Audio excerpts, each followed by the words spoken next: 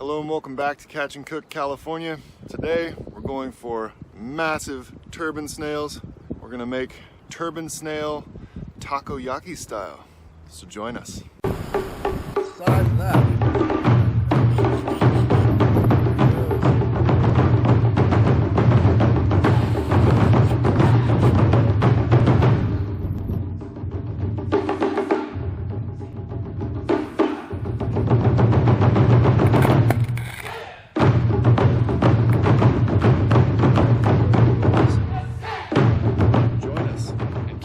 Ways alive.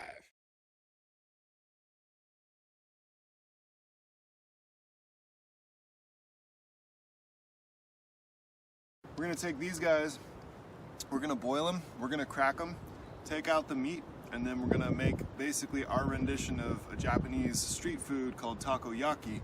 Takoyaki is absolutely amazing, but it's usually made with tako, which is octopus. Instead, we figure the chewy factor and the delicious flavor of these black turban snails will probably lend itself really well to a sort of spin-off of takoyaki. So that's our plan for today. Look at the size of these turban snails. Some of the biggest I've seen. Definitely putting those in the bag. So turban snails are very easy to gather. Very easy to find. You find them all over the intertidal zone. Let's take a look around. Just basically look at the base of any rock.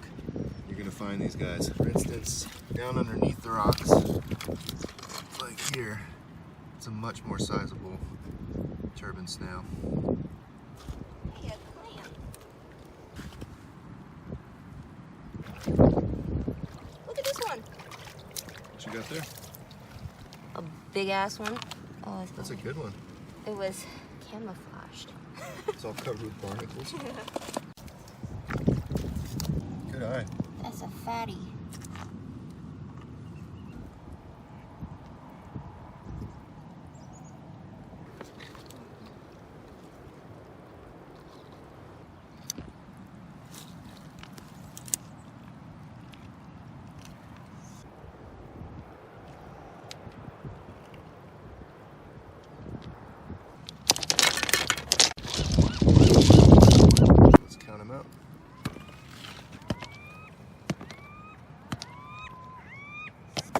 Okay, that's one limit. Tegula are grazers. They basically cruise around on the rocks and they will eat marine macroalgae and marine microalgae, basically the small kelp that grows on the rocks. And they adhere to the rock using that foot. And when you want to process them for food, you want to make sure that they have that operculum there. That's the trap door it uses to guard itself when you pull it off the rock. And then we're going to crack it right here with a stone and remove the meat. 2 limits of, he's stuck to the shovel, 2 limits of turban snails. These are black Tegula. So remember, we're allowed 35 of these each. They are delicious, and these have actually been California cuisine going back probably about 10,000 years, but maybe even a little bit older. We find these in archaeological sites. So ancient Native American cuisine, and we're gonna put our little global fusion on it and try and make these kind of like takoyaki.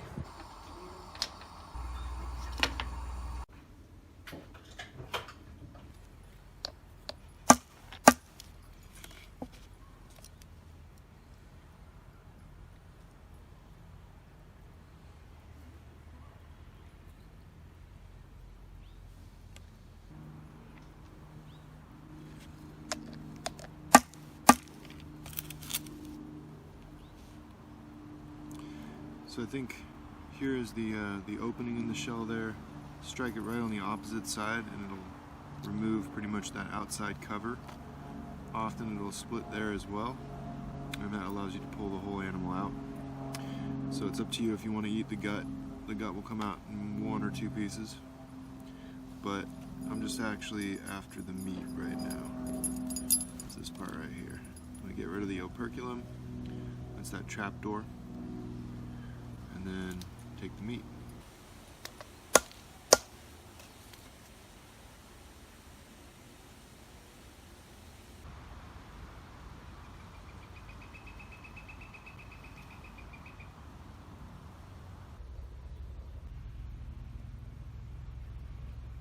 So this is the yield of 75 of the largest Tegula I've ever seen. It's not a whole lot, but we should be keeping in mind I am leaving behind the gut. So if we added the gut into this meat yield would be significantly higher. But for this recipe, I just wanted to deal with the meat itself, kind of an octopus sort of chewiness to it. Try and make some Takoyaki-Style Tegula. All right.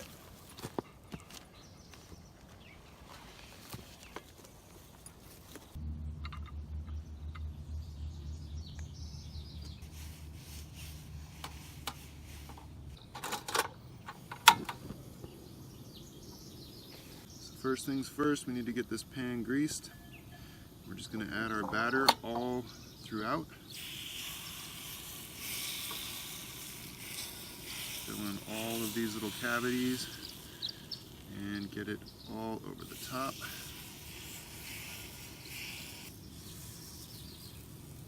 Hoping this thing is greased enough. Just enough batter here. Throw a couple down in each one of these. That's not too many. A little bit of Tegula down in each one of these. We're going to sprinkle some special red ginger.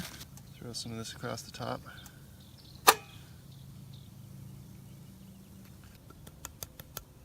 And I'm going to throw some green onions on here. I do like green onions, so I'm just going to do it up. And then I've got some fried tempura bits here. Those are all going all over the place. Make it some nice crunchy. Grab a little bit of this, move it around.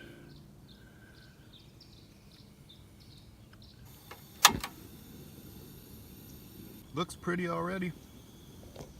But I gotta be honest, I've never made takoyaki before, and this isn't really takoyaki anyway because this is takoyaki without the taco. There's no octopus in here.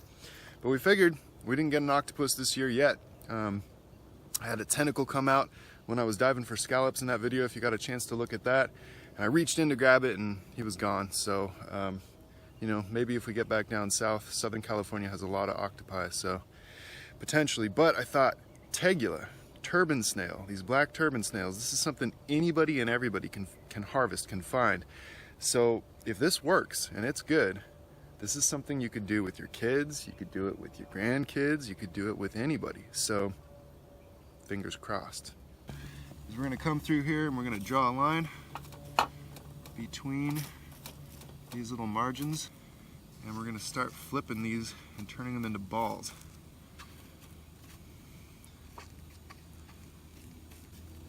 Again, I have never done this. I've just watched a video on YouTube. I'm gonna put the link in the description. Really cool. Couple Japanese dudes showing everybody how to do this. Probably be laughing at me how I'm trying to do it. Oh yeah, I got a tool for this job. What am I doing? Ooh, actually doesn't look too bad. It's a little dry. I think I should have added a bit more oil. What do you guys think? But not too shabby. Maybe we'll add a little bit more oil. And then that's gonna we'll tuck in all these kind of crispy areas, and that's going to create a ball, the takoyaki ball. Got ginger and the green onion. It smells awesome. So you can tell that one definitely got overcooked. That one a little bit too. These guys I think need more oil. I'm going to keep going around here until I get them all rolled, and then I'm going to add a little bit more oil. Try and get a nice golden brown cultivated here. I've been watching videos on this all week, and I have a serious craving going on right now. I got them rolled. I'm going to put a little bit more oil kind of in the negative spaces around them, and I'm going to keep rolling them and kind of incorporate in some of the stuff that's kind of fallen out. See if we can make these a little more spherical. Well, I can tell you right here and now, these are not going to be the prettiest takoyaki that was ever made, but you know what? It's my first try and I'm already stoked. It smells so good. Oh man, I'm so excited. Put little bonita flakes on top of here. Also, some people consider it traditional to put mayonnaise on this, which I will not be doing. If you've been watching my channel, our channel, then you know how much I hate mayonnaise. So it ain't gonna happen. Okay, now, this is the hardest part. Oh man, it's so hot. This is the hardest part with takoyaki. After it's been made, don't just bite into it because you're gonna burn your mouth and you won't taste anything else. So I'm gonna let it sit for like 5 minutes and then the taste test.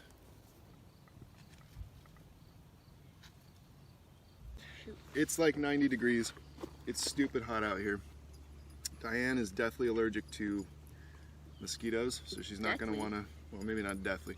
She's allergic to mosquitoes. If she gets bit, it like swells up like crazy. I don't seem to have that issue, but I still hate mosquitoes. But I'm gonna give this to her so she can try it so that she's not sitting out here all uncomfortable. Yeah?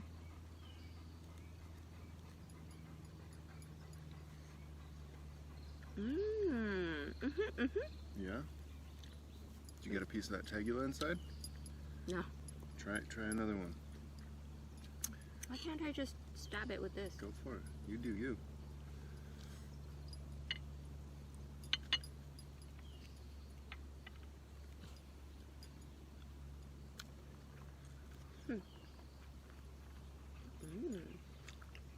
Tastes like octopus to me. It's got octopus texture. Dude, I'll be totally honest. I was waiting for her to come back. I ate 2. I know. I am the worst. But I'm going to tell you right here and now, this is one of my favorite snacks that we've made all year. I kind of wish, as pretty as it is here, that we had made it at home so that you could enjoy it without getting eaten alive by mosquitoes.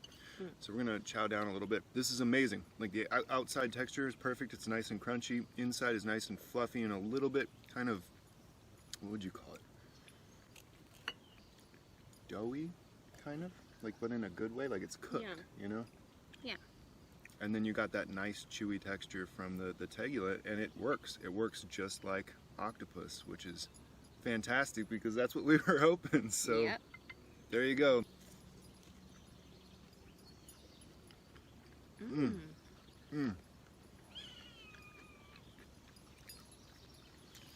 job. Thank you, baby. I think I can eat this entire thing. I totally could.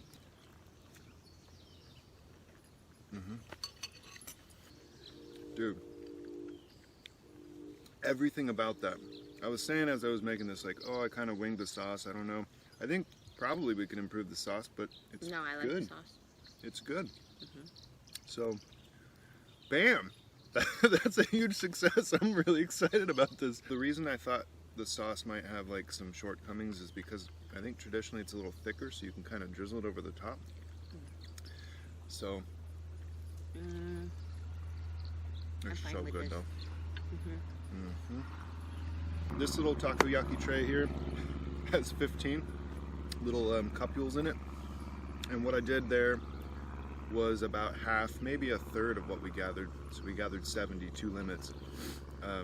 So yeah, if those were super sized Tegula. Those were the biggest Tegula I've ever seen. But if you got a limit of regular sized Tegula, you should be able to do 15 to 30 of these. And yeah, any kid can gather those snails as long as it's like a calm day and low tide. So, you know, get your grandkids out there, get your friends, get your nieces and nephews, and give this a shot. And cook it for your girlfriend. This would be a good appetizer when you have like people over. I'm getting eaten. Last one, let's get out of here. Go for it, babe. Yeah, I'm sorry, but mosquitoes, man.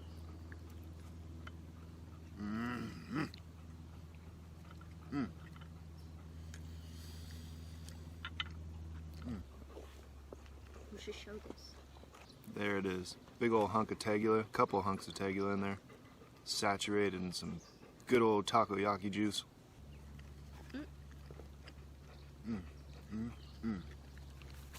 Huge success. If you like the video, give us a thumbs up, leave us a comment, let us know what you like, what you guys want to see us do. And until next time, keep the old ways alive. Dude, I'm sweating so hardcore right now. Whew. Yeah, whatever happened to springtime? Just went straight from like winter and we're going for mushrooms, and all of a sudden, like, as soon as we start seeing greens, it goes to like 92 degrees today, I think. I remember springtime lasting a little longer in the past. Mochi. Mochi says she wants takoyaki. Too bad, Mochi. So do I.